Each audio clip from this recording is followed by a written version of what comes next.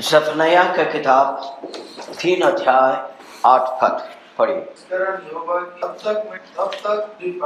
मैंने यह ठाना है कि जाति जाति के और राज्य राज्य के लोगों को कि उन पर अपने क्रोध की आग की सारी गहरी जलन की आग से 1 अध्याय 11 पद चिल्लाओ, हे मक्तेस के रहने वाले सब व्यापारी मिट गए, चांदी से लदे तुम सबका नाश।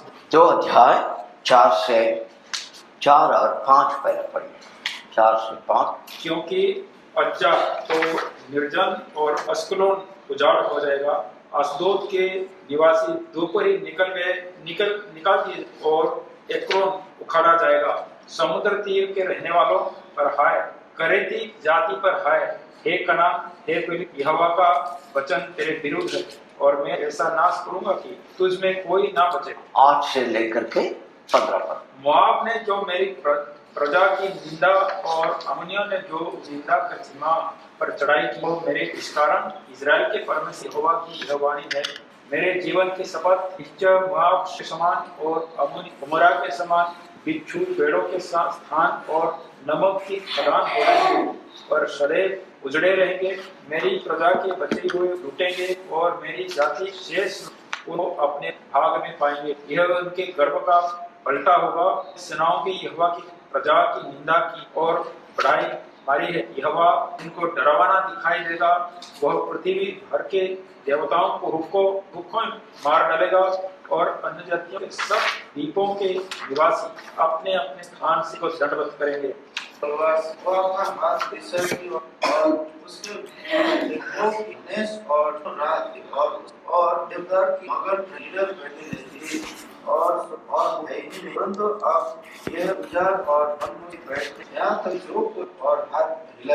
हमने परमेश्वर की न्याय के विषय में देखते हुए पिछली बार जो विश्वास योग्य लोग हैं उनके लिए परमेश्वर ने कुछ संदेश दिए और वहां पर भी न्याय के बारे में बता रहे। उसी संदर्भ में अब ये 3 अध्याय के 8 पद को हमने पढ़े थे और यहाँ पर परमेश्वर कहते हैं मेरे लिए इंतजार करो, क्योंकि ऐसी एक दिन आने वाला है मैं मेरे न्याय को शुरू करूंगा। ये न्याय इस प्रकार से हो गई, जाति जातियों को मैं इकट्ठा करूंगा और हर साम्राज्य को इकट्ठा करूंगा और उनके ऊपर मेरी क्रोध को उंडेलूंगा और मेरी सारी गुस्सा को उनके ऊपर मैं निकालूंगा। इतना ही नहीं, मेरे जलन के कारण सारे पृथ्वी को मैं जल कर राख कर दूंगा या भस्म कर दूंगा। कहने का मतलब यह है कि मनुष्य जाति इस पृथ्वी को इस प्रकार से भ्रष्ट कर दिया है, वहां पर किसी भी जीवित जंतु को अच्छे ढंग से जीने के लिए योग्यता में नहीं रखा। हर देश में इस प्रकार से ये मनुष्य के जो लालच के कारण से हुआ। परमेश्वर के बिना जिंदगी बिताना, अपने जीवन को अपने ही मर्जी से चलाना, अपने ही तरीके से चलाना, इस कारण से इस प्रकार की परिस्थिति में मनुष्य पहुंचे। बहुत से हम लोग जो हैं हमारे प्रत्येक दिन का जीवन के विषय में ठीक ढंग से हमने अभी तक ध्यान से नहीं सोचा। हमारे चारों तरफ में क्या हो रहा है हमने देख नहीं पा रहे। हमें जो देखना है करके चाहते हैं उसी को दिखाया जाता है। हम जो सुनना चाहिए करके सोचते हैं उसी को हमें सुनाया जाता है। हम जो पढ़ना है करके सोचते हैं उसी चीज को हमें पढ़ने के लिए उपलब्ध किया जाता है। सच्चाई को एक बड़ी पर्दा से चिपकाया गया है। हरी हरी हुई बहुत सारे देश आज मरुभूमि हो चुका है। हम लोग खरीदारी करने के लिए या दूसरी चीजों के लिए गूगल को प्रयोग करते हैं। बाइबल के संदर्भ में भी देखना तो ये प्रचारक क्या बोलता है, वो प्रचारक क्या बोलता है, इसी के लिए हम देख रहे हैं। मगर परमेश्वर ने अपने वचन में न्याय के बारे में इस प्रकार से जब लिखते हैं, प्रकाश की किताब में भी हमने पिछले बार इस बारे में थोड़ा सा देखे, क्यों ऐसे नष्ट कराना चाहते हैं और क्यों एक नया पृथ्वी को ले आना चाहते हैं। मनुष्य इस पृथ्वी को जहर से भर दिया, इसे नाश करते जा रहा है। कितनी सुंदर था परमेश्वर के नजर में ये पृथ्वी से समाई और इस पर कितने तरीका से हर प्रकार की जीवित जंतुओं को जीने के लिए उन्होंने उपलब्ध कर दी। और इस सारे सृष्टियों के ऊपर उन्हें संभालते हुए उनकी इस बड़े अनोखा अद्भुत सृष्टियों के आनंद को लेने के लिए मनुष्य जाति मगर पाप के कारण से, आज्ञा उल्लंघन करने के कारण से, अपने आप को बुद्धिमान करके समझने के कारण से, जैसे रोमियों की किताब में लिखा है, ये मूर्ख बन चुके। इतनी तक है कि जो मनुष्य के लिए उपयोगी चीज है उसे भी नष्ट किया गया। एक साधारण साइंस की बात है, स्कूल में भी सिखाया जाता। एक पौधा है, उसके बारे में, उसका विभिन्न भाग के बारे में पिक्चर से दिखाते हैं। जमीन के नीचे जड़ है, ठीक है। अब उसकी एक खूबी ये भी है कि वो जड़ होने का, जो पानी जमीन के ऊपर रहता गिरता है, उस पानी को जमीन के नीचे सुरक्षित रखना भी काम, उसी को लेकर जीता भी है और उसी को सुरक्षित रखना भी काम। और उस कारण से परमेश्वर ने उसे सृष्टि करके रखा। मगर आज क्या हो रहा है, उन्नति के बहाने में ये सारी चीजों को नष्ट किया जाता है और उस कारण से आसमान से बारिश तो गिरता है मगर वो सारे पानी कहाँ जाता है, समुद्र में जाता। मनुष्य के लिए उपयोग नहीं। हमारे ही देश में बहुत सी जगहों जहाँ पर जो हरियाली से भरी हुई थी, वो सब जगहों में आज पानी के लिए 600 फीट 700 फीट नीचे जा रहे हैं। कैसे हुआ? यही बात को यहाँ पर कह, ये देश के लोग कोई इस पर चुप नहीं है। इस प्रकार से मैं उनके ऊपर न्याय करूँ। होशिया का किताब 3 अध्याय के 3 से 5 पद तक पढ़। और मैंने उससे कहा, तो बहुत दिन तक मेरे लिए बैठी रहना और ना तो छिनाला करना और ना किसी पुरुष की स्त्री होना, और मैं भी तेरे लिए ऐसा ही रहूंगा, क्योंकि इजरायली बहुत दिन तक बिना राजा, बिना हकीम, बिना यज्ञ, बिना लाट और बिना एपोद या तेराफीस बैठे रहेंगे। उसके बाद इजरायली अपने सर्व यहोवा और अपने राजा दाऊद को फिर ढूंढने लगेंगे और अंत के दिनों में यहोवा के पास और उत्तम के लिए थरथराते हुए आएंगे। सारे न्याय होने के बाद में इजराइल का परिस्थिति इस प्रकार से परिवर्तन में आएगा और उन्हीं के कारण से और भी जितने भी मनुष्य जाति इस पृथ्वी पर जीवित रहेंगे उस समय पर, उनमें भी इस प्रकार के परिवर्तन। यहाँ पर जो मैंने दूसरी भाषांतर से इस बात को यहाँ पर दिखाया, Therefore wait ye upon me until the day that I rise up to the for my determination। ये एक भाषांतर में है, बहुत सुंदर है। मेरा एक किस्म का मैंने निश्चय कर लिया, ये मेरे अंदर ऐसी एक संकल्प है। क्या है वो?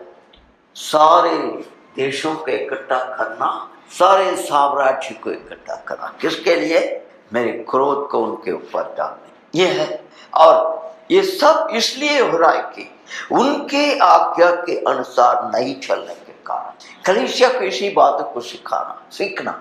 पौलुस ने रोमियों को चिट्ठी लिखने का समय पर इजराइल के उदाहरण को लेकर के उनको समझाता है। उनके अविश्वास के कारण परमेश्वर की हर बातों के इन लोगों ने इनकार किया, उनकी विरुद्ध में चलते आए हैं। जो परमेश्वर के साथ में एक अच्छे डाली के रूप में जुड़े हुए होना चाहिए, उन्हें निकाला गया।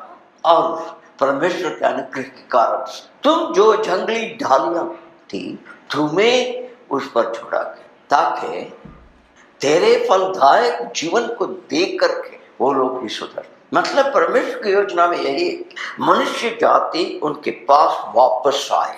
कलीसिया को भी इस बात को याद रखना, विश्वासी भी इस बात को हमेशा ध्यान में रखना चाहिए। पढ़िए रोमियों का किताब 11 अध्याय के 20 पद। भला हुए तो अविश्वास के कारण तोड़ी गई, परंतु विश्वास से बना रहता है। इसलिए अभिमानी न हो, परंतु भाई मान। अभिमानी नहीं हो, परमेश्वर का भाई मान। एक छोटी सी बात है, परमेश्वर और हमारे संबंध के बारे में हमारे खास सच्चा विचार क्या, हमारे मन के हृदय के, मन के विचार हृदय के किस प्रकार से। हम सभी कहते हैं कि परमेश्वर ने कहा है, हम उनको सेवकाय करें, हम उनको सेवा करें। बस अच्छी रीति से उसे हम थोड़ा सा अच्छी तरीके से, जो अंग्रेजी में कहते हैं ना, एनालाइज करके, ऐसे लगता है कि हमारे मन भावना ऐसा है, हम परमेश्वर के लिए सहायता कर रहे हैं। मतलब वो अपने काम को पूर्ण रीति से अपने सामर्थ्य से कर नहीं पा रहे हैं, इसलिए हम जाकर के उनको मदद करें। इस प्रकार की एक भावना अंदर है। इसका विभिन्न कारण बता सकते, इसलिए तो वो यहाँ पर कहता है ऐसे एक ऊंचे दिमाग से मत रहो, परमेश्वर के भय में अपने जीवन को बिताते हुए। बहुत समय परमेश्वर हमारे ऊपर कितने ध्यान से अपनी नजर को रखे हैं, हमें कैसे संभाल रहे हैं, हमें कैसे आशीष से भरे हैं, इस बात को हम पूर्ण रीति से ध्यान देते ही नहीं। हर नई सुबह आपको ये ध्यान को देना चाहिए पिछले दिन आपको किस प्रकार से परमेश्वर ने सुरक्षित रखा। मृत्यु से सिर्फ नहीं, हर प्रकार के हमलाओं से, बीमारी कहो, भूख की समस्या कहो, या जो भी है, ये कितनी बड़ी बात है। विचार करके देखें, हमारे ही इलाका में हम देख सकते हैं, यदि शहर में कितनी ऐसी जगह है जहां पर जिस कचरा और जो नहीं चाहिए ऐसे भोजन को फेंका गया, वहां पर जो रास्ते के कुत्ता और जानवर वहां पर जाकर के खाने के लिए कोशिश करते हैं, और उसी जगह में भी मनुष्य जाकर के अपनी भूख को मिटाना चाहता। उनके स्थान में यदि मैं होता, क्या मुझे परमेश्वर ने इस स्थान पर रखा है आज? ये क्या उनके अनुग्रह नहीं है? फिर भी क्यों मेरे अंदर एक गर्व, एक घमंड आ जाता? मसीह होने का एक गर्व है, मगर वो गर्व अलग है। मगर हमारे अंदर जो गर्व और घमंड है, वो जो है ऐसे एक खिलाड़ी एक मेडल जीतने का, मतलब हमारे सामने। पौलुस इसलिए तो अपनी चिट्ठियों में लिखा, कोई मनुष्य इस पर अपने घमंड नहीं करे, इसीलिए तुझे अनुग्रह से बचाए। इसलिए यहाँ पर वो कहता है कि परमेश्वर के भय में अपने जीवन को गुजारा करो।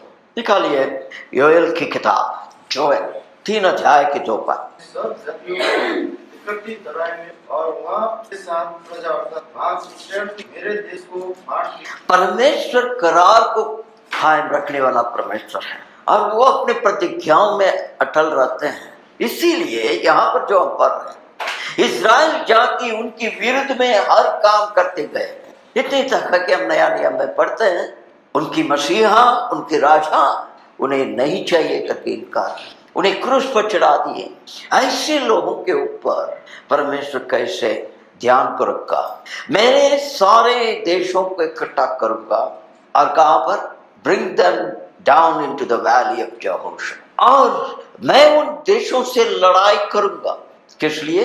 मेरे लोगों की, और मेरे इनहेरिटेंस को क्या लिखा है? उत्तराधिकार। मेरे उत्तराधिकार, जिनको ये लोग पृथ्वी के कोने कोने पर देश देश में बिछाड़ दिया, और मेरी भूमि को अपने आपस में बांट।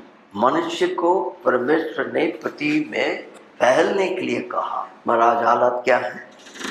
टुकड़ा टुकड़ा टुकड़ा टुकड़ा टुकड़ा टुकड़ा, ये मेरा, ये मेरा, ये उसका, ये उसका, सब अपना अपना। ये परमेश्वर के चुने हुए लोगों के लिए दी हुई भूमि में भी यही हालात है। इसके मुख्य कारण क्या है? परमेश्वर के लोग खुद पहला, और दूसरा उनकी कमजोरी के कारण से उसका नाजायज फायदा उठाया है। इसीलिए परमेश्वर ने सुसमाचार हमारे हाथ में दिए हैं, इसे रख करके हम परमेश्वर के सामर्थ्य को देखना है इसे, मगर हम देख नहीं पा रहे हैं। इसके कारण हम खुद हैं, मगर उसकी नतीजा हमारी कमजोरी के कारण से परमेश्वर की योजना को सफल कराते हुए और सारी मनुष्य जाति को अविश्वास में डुबाते हुए इस पृथ्वी को नाश की ओर ले जा रहे। इन सारे हुकूमतों के विरुद्ध वो जरूर। प्रकाश की किताब 16 अध्याय के 1 पद। फिर मैंने मंदिर में किसी को ऊंचे शब्द से उन सातों दूतों से यह कहते सुना, जाओ परमेश्वर के सातों कटोरों को पी पर उठेल दो, क्योंकि बहुत हो गया, अब परमेश्वर बर्दाश्त नहीं कर। ये न्याय जरूर, ये आने वाले दिनों के बारे में। उस समय पर भी यरूशलेम शहर में, यहूदिया में न्याय हुआ। हमने दूसरे भविष्यवक्ताओं की किताब से भी पढ़े हैं, इसमें भी। मगर जो यरूशलेम और यहूदिया और इस्राएल के ऊपर ध्यान देने वाला परमेश्वर है, वो सारे पृथ्वी के ऊपर भी ध्यान देते हैं, क्योंकि वो उनका सृष्टि, इसलिए उसे भी वो बचाएंगे प्रकाश। इसलिए तो कह रहे हैं कि पृथ्वी पर उंडेल दो, इस्राएल के स्थान पर नहीं, पृथ्वी पर ये होगा। मनुष्य जाति की मन फिराव के, उनकी सुधार के। ये किसान लोगों को जो खेत करते हैं उनको पूछ के देख, प्राय गांव में क्या बोलते हैं, ये रासायनिक मल को प्रयोग मत, है ना, गोबर डालो बोलते हैं। गोबर डालो, क्यों बोलते हैं ऐसा? हैं? आपको पता नहीं है? नुकसान होता है इससे। नुकसान क्या होता है, वही तो हम बोल रहे हैं। जमीन मिट्टी अपना गुण को खो देता है। और सबसे पहली बात है, जमीन के नीचे जितना उष्ण चाहिए एक पौधा फलदायक होने के लिए, उससे अधिक उत्पन्न करता है। ये केमिकल गर्म ज्यादा पैदा करता है, उतना गर्म नहीं होना चाहिए, ठीक है। इससे क्या होगा कि उस समय पर फल मिलेगा। वो जो आपको बोलते हैं ना जमीन खराब हो जाता है करके, ये वही है। हंसते हंसते जमीन अपनी ताकत को खो जाएगा। देखिए यही है मनुष्य जाति के काम। इसलिए परमेश्वर कहते हैं कि ये मेरा पृथ्वी है, इसे इस प्रकार के हालात पर मनुष्य जाति ने लेके आया, इसलिए इस पृथ्वी के ऊपर मेरे क्रोध को उंडे न्याय करना।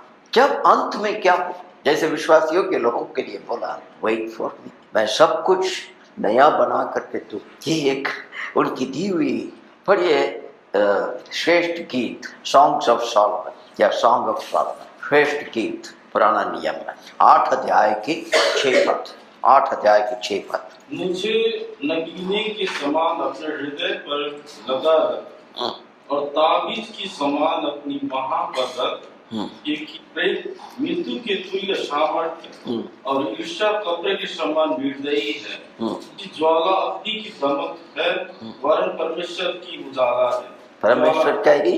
ज्वाला है, ज्वाला है। हाँ, आप अपने हृदय में हमें एक मोहर के रूप में रखें, अपने हाथों में, मतलब ये परमेश्वर अपने लोगों के बीच में का प्रेम दिखाता है। उनकी चाहना यही है, जो उनसे दूर हो गए अब उनके पास में लौट कर आते हुए वो सारे आशीषों को आसमान इसलिए परमेश्वर कहते हैं कि ये सब न्याय जब पूरा होगा तब मेरे कार्य को तुम देखोगे, मैं कैसे अनुग्रहकारी है, किस प्रकार से मैं हर चीजों को सुधारूं, इज़राइल को कैसे पुनर्वास करूंगा, मनुष्य जाति के लिए कैसे मैं एक अनुग्रह दिखा करके उन्हें संभालूं। ये कलीसिया के लिए भी इसमें से शिक्षा है जानने का। अब चाहिए उनकी न्याय का कुछ लोगों के नाम लेकर के कहा गया है। ये कौन सा? कुछ ऐसे देश हैं, कुछ ऐसे लोग हैं, कुछ ऐसे इलाका। ये लोग जो हैं जीवित परमेश्वर को लापरवाही करते, उनके बारे में सुनते हुए जानते हुए उनके विषय में कुछ ज्ञान नहीं, उसे गंभीर रीति से नहीं लिए थे। उनके बारे में यहाँ पर शिक्षा, यहाँ पर न्याय के बारे में शिक्षा कैसा है? चाहिए 1 अध्याय का 11 पद। नहीं, कौन सा पढ़ रहे हैं? जफनिया 1 अध्याय का 11 पद। ये मध्यस्थ के रहने वालों हाय हाय करो, क्योंकि सब व्यापारी मिट गए, जितने चांदी से लदे थे उन सब का नाश हो गया है। यहाँ पर लिखा है कि मक्तेश के रहने वालों से क्या करने के लिए कहा? हाय हाय, हाय हाय बोलता है, हाँ? चिल्लाओ, चिल्लाओ। अंग्रेजी में लिखा है हाउल, जो रात को कभी कभी ये कुत्ता हाउल करता है, वुल्फ हाउलिंग। कोई भी साधारण मनुष्य उसे पसंद नहीं करते हैं, है ना? कुत्ता ऐसे करेगा तो, चिल्लाएगा तो कुछ न कुछ दुर्घटना होने वाला, इसी गांव में बोलते। वो अंधविश्वास को छोड़िए, पर परमेश्वर क्या कहते हैं कि मक्तेश में रहने वाले लोग इस प्रकार से तुम चिल्लाओ। क्यों? हर प्रकार के जो व्यापारी हैं उन्हें क्या किया जाएगा? नाश हो जाएगा, नाश हो जाएगा। और सब व्यापारी मिट गए, जितने चांदी से लदे थे उन सब का नाश हो गया। हाँ, जितने भी चांदी के लगे हुए थे वो सब नाश हो गए हैं। 2 लोग हैं यहाँ, व्यापारी हैं और चांदी का भी जो लगे हुए, दो किस्म के। मक्तेश, ये मक्तेश क्या है? हाँ?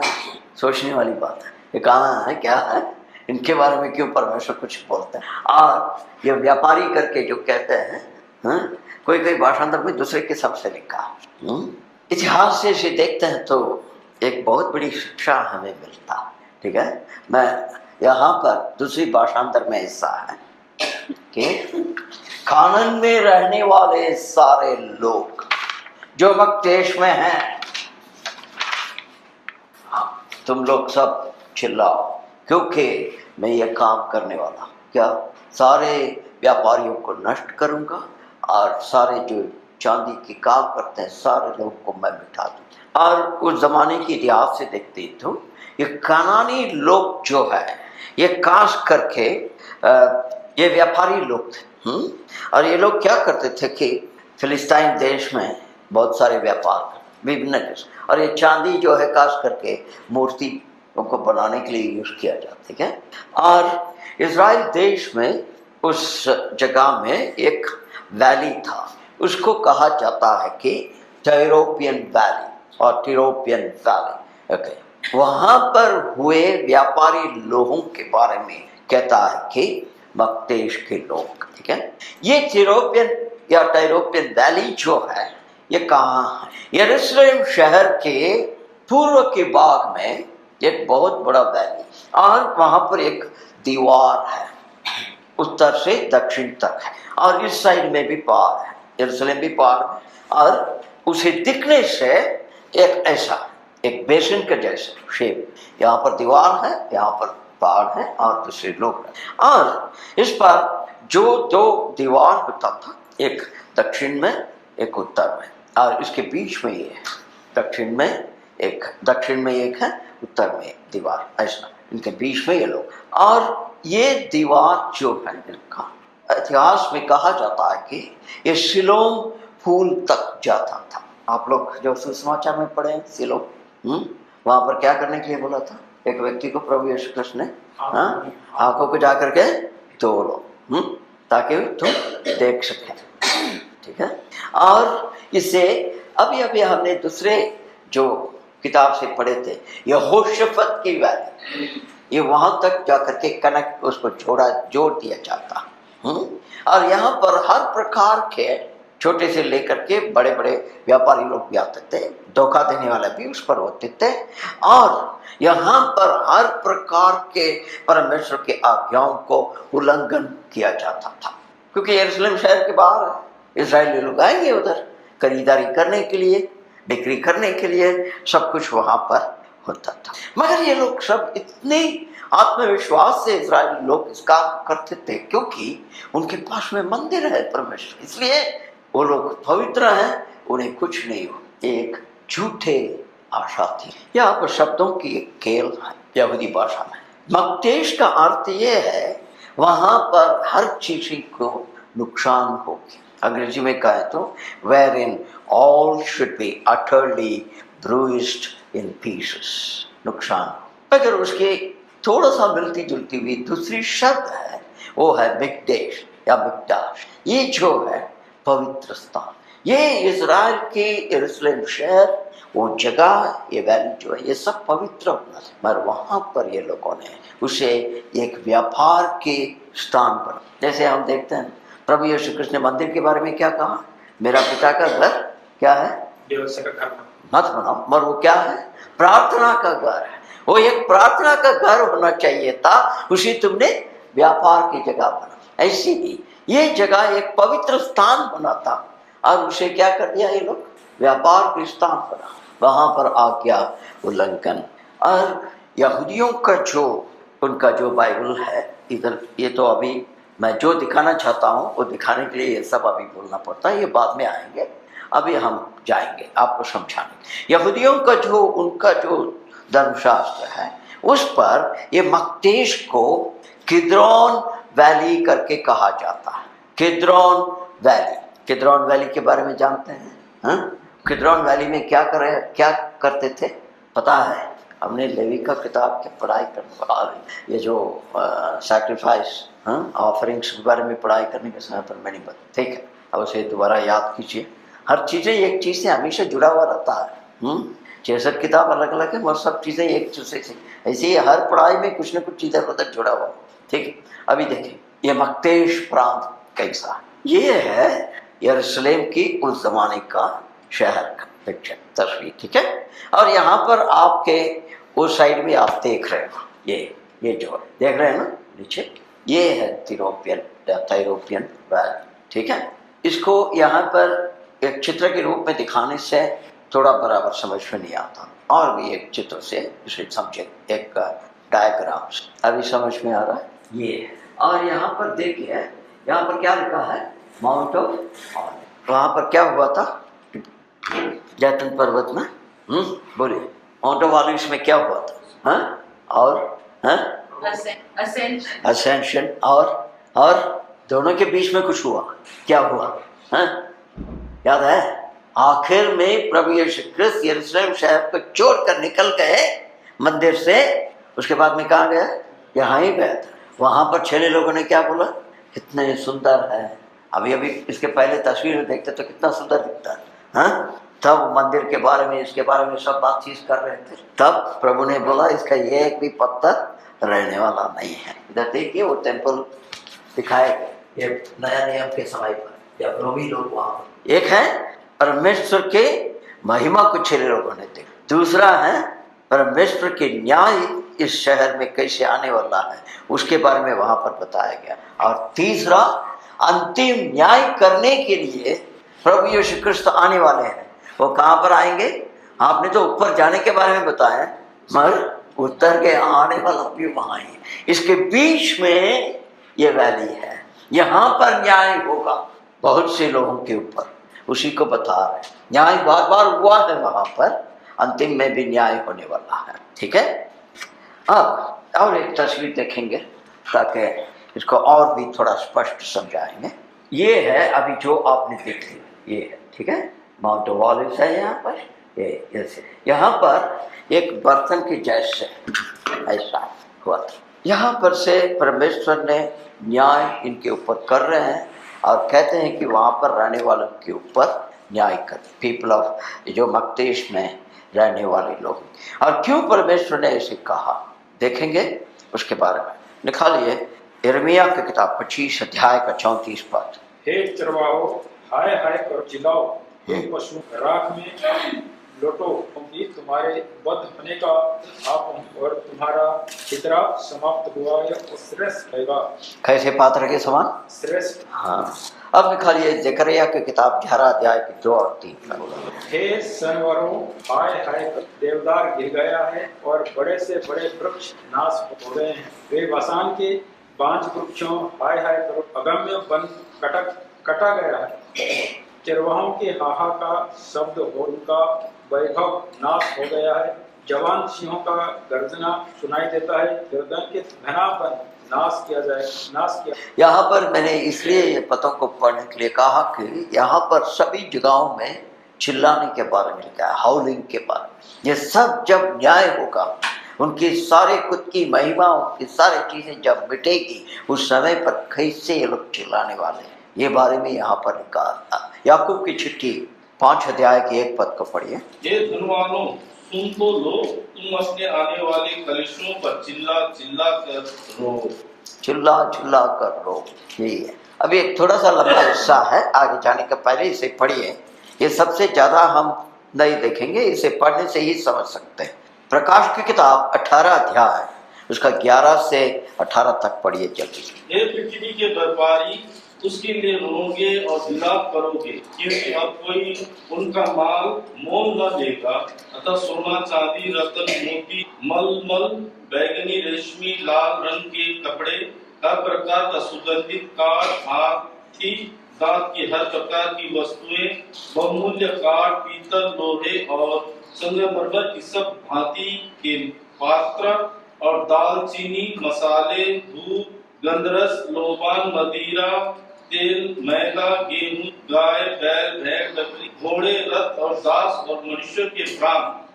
अब तेरे मन भावने फल तेरे पास से जाते रहे और सुख, विलास और वैभव की वस्तुएं तुझसे दूर हुई है और वे फिर कदापि न मिलेगी। इन वस्तुओं के व्यापारी जो उसके द्वारा धनवान हो गए थे, पीड़ा के डर के मारे दूर खड़े होंगे और रोते और विलाप करते हुए कहेंगे, हाय हाय, यह बड़ा नगर जो मलमल, बैगनी, लाल रंग के कपड़े पहनता था और सोने, रत्नों और मोतियों से सजा था, घड़ी ही भर में उसका ऐसा भारी धन नाश हो गया और हर एक माझी और जल यात्री और मल्लाह और जितने समुद्र से कमाते हैं सब दूर खड़े हुए। ये बातें हमने क्यों पढ़े? ये संसार की हालात होने वाला, जब परमेश्वर का न्याय होगा, जो लोग जिनके ऊपर ज्यादा भरोसा करते हुए उनसे धनी होते गए, उन लोगों का नुकसान। एक जमाने में जैसे ये मकदेश के लोग भी यरूशलेम के शहर वालों से धनी होते जाते, जैसे मैंने बोला ये कनानी लोग काश करके, और आपने सुसमाचार में पढ़े होंगे फिनिशियन का एक स्त्री थी, याद है? हाँ, क्या याद है उसके बारे में? हाँ बोल दिया तो अभी बताना पड़ेगा। अरे इज इट राइट? अरे फरहीनी, ये लोग सब व्यापारी थे, पैसा कमाने वाले थे, और ये सब देखते रह जाएंगे क्योंकि जिनसे पैसा कमाते थे उन सब लोगों को यहाँ पर न्याय हो हाय हाय करेंगे। एक बड़ी दिलचस्प बात है, एक बार होता है, 2 बार होता है, 3 बार होता है, बार बार होगा तो उसको क्या कहें? एक बार सुधारा, दूसरे बार सुधारा, तीसरा बार सुधारा, फिर भी करते ही जाते, उसको क्या बोलेंगे? हठी बोलेंगे ना। कभी भी ये लोग सुधरेंगे नहीं। ये सारी बात जो है, इनको ये यरूशलेम शहर और यहूदिया 70 साल की बंधुआई में जाने के पहले की बात है। ये परमेश्वर कह रहे हैं ये सब होगा करके। अभी 70 साल बंधुआई में रह चुके हैं, और भी कुछ साल उनके दूसरी पीढ़ी भी आ गया है। अभी वापस आया तो सुधरा हुआ होना चाहिए, नहीं होना चाहिए? हाँ, सुधरे हुए थे? हाँ, नहीं सुधरे। क्यों नहीं सुधरे? प्रमाण है नहमया का किताब, नहमया का किताब में क्या लिखा है? शबत के दिन पर ये लोग सब व्यापार कर रहे थे। कैसे? ये कनानी लोग, ये मकदेश के लोग इस शहर के अंदर घुस गए, दरवाजे से अंदर आराम से हो रहा व्यापार। तब नहमया ने क्या कहा? दरवाजा को बंद करो, कोई अंदर नहीं आएगा। पर हमारे लोग तो उस्ताद है ना, कबीला के जैसा है। हाँ? इधर आप रोकेंगे तो वो वहां से घुमाएगा। वही काम ये लोग भी किया। क्या किया? दीवार से डोरी लगा करके धंधा। हाँ? हम तो शहर के अंदर है, बाहर नहीं गए, पवित्रता को नहीं खोया है, व्यापारी लोगों के साथ में जाकर के छुआ नहीं है, कुछ नहीं है। हाँ, देखो डोरी है, वो लोग उधर खड़ा है, आएगा कब ये लोग लेने के लिए? तब नहमया ने बोला हटो इधर से, इधर मत आओ। सुधरे नहीं। इसी को सुलेमान जानता था, इस प्रकार से डिटेल से नहीं। उसने नीति वचन में लिखता है एक बात, पढ़िए नीति वचन 27 अध्याय उसके 22 पद पढ़िए। 27 अध्याय के 22 पद। चाहे तुम मूर्ख को अनाज की पोटली में डालकर मुसल से कूदे तो भी उस मूर्खता नहीं जानेगी। जो भी उसका मूर्खता नहीं जाने। क्या करना चाहिए आप? हाँ? एक मूर्ख व्यक्ति को यही है, ये वैली जो है ना बर्तन का जैसा है, मॉर्टर जहाँ पर करते हैं ना ऐसा। हाँ? ऐसे एक बर्तन के अंदर क्या करो? गेहूं के साथ में इन्हें डाल करके, और क्या करना चाहिए? करो, फिर भी इसका मूर्खता नहीं जाए। अब क्या देखना चाहते, इसे क्या समझना? प्रभु के लोग सीखना, ऐसे जो काम करते हुए आए लोग, इनके ऊपर उसी कारण से न्याय किया गया, फिर भी ये लोग बंधुआई से आने के बाद में भी वही काम, इसीलिए उनके ऊपर भी न्याय, जो उन्हें ऐसे करवाया उनके ऊपर भी। इसलिए परमेश्वर कहा कि मकदेश में रहने वाले बात छोड़ो, कलीसिया सीख। आज कलीसिया प्रभु यीशु ख्रिस्त सुसमाचार का नाम को लेकर के व्यापार कर रहा है, और उस व्यापार से धनी कौन हो रहे हैं? अन्य जाति लोग। विभिन्न तरीका की व्यापार है, ये कोई परवाह नहीं है, चलते रह रहा, और इसके बड़े हिसाब हमें जैसे इजराइल को चुकाएंगे। इसीलिए तो प्रभु ने कहा, कहाँ पर कहा? उन्होंने यूहन्ना के 2 अध्याय में बता रहे, जो लोग डुक्कर को बिक्री कर रहे उनको कहा कि मेरे पिता के घर को एक व्यापार का घर मत। हम कलीसिया या मसीहत को, सुसमाचार को हमारे उन्नति का व्यापार के लिए प्रयोग में बहुत बड़ी शिक्षा है। जैसे सुलेमान ने नीति वचन में लिखा, हम ऐसे एक मूर्ख नहीं, बार बार हमें तकलीफ से लेते हुए, समझाते हुए, होते हुए भी हम नहीं सीखते। इस बात को हम ध्यान रखें। किद्रोन वैली जो है प्रभु यीशु ख्रिस्त का समय, यहाँ पर एक बहुत बड़ी गवाही, इसे आप पुराना नियम से जानना चाहिए। यरूशलेम से क्या होता था और इस वैली में क्या और जैतून पर्वत से प्रभु यीशु है, इसलिए हम प्रभु को हमेशा भय भक्ति से, आदर और सम्मान से उनकी आवाज को सुनते हुए वचन को पालन चलना और उनको महिमा लिया। आज हम यहाँ पर रुकें, आने वाले दिनों में दूसरे लोगों के ऊपर किस प्रकार से न्याय होगा उसे हम देखें।